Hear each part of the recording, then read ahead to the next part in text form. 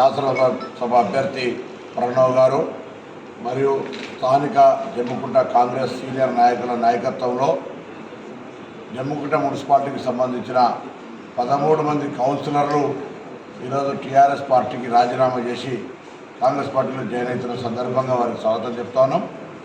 తెలంగాణ రాష్ట్రం తీసుకుంటున్న అనేక నిర్ణయాలు, అది మహిళలకు ఉచిత బస్సు కావచ్చు, రేపు ఇందిరమ్మ ఇల్లు కావచ్చు, మహాలక్ష్మి పథకం కావచ్చు, మిగతా అనేక కార్యక్రమాలు ప్రజలకు ప్రజాస్వామ్యయుతంగా జరుగుతుంది. నియంతృత్వం కాదు.